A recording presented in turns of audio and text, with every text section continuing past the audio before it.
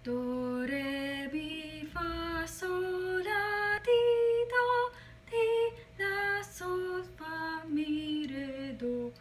Char! Hindi yung notes na yan ang pag-uusapan natin today. Ang pag-uusapan natin today ay ang notes of perfume. Okay, noong unang panahon, before magawa yung mga artificial fragrances, essential oils ang ginagamit for perfume. So, meron silang kinategorize nila to. Depende sa notes kung saan sila magpo-fall into.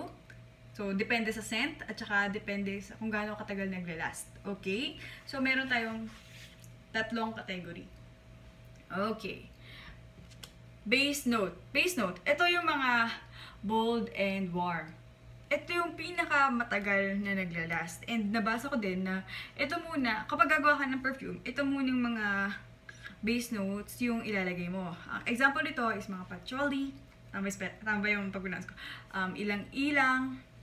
Nabasa ko yun pero flower yun, no? Frankincense, myrrh, yung mga ganon. So, pinaka-sikat ay hindi frankincense. Vanilla. Vanilla. Okay? So, ang sabi nila, kapag daw bibili ka or kapalit ka ng perfume, wag mo kaagad i-judge siya sa una mong inhale. Kasi ang naamoy mo lang yung top notes. Okay? So, magpapango ka muna, tapos balikan mo kung yun ba yung nagustuhan mo. Kasi ang pinaka-magtatagal is the base notes, okay? So, heart notes, tinatawag din tong middle notes. Itong mga amoy na to is mga floral, okay? So, yung lahat ng flowers natin dyan, middle, okay? So, most popular is lavender. And lastly, top notes. So, top note scents, ito yung mga citrus. So, mga fresh and fruity. So yan. Nabasa ko din to sa the EO bar. Sabi is, alam mo yun, di ba? One of the way to use essential oil is aromatically is, directly from the bottle. Buksan mo lang, tapos aamuin mo.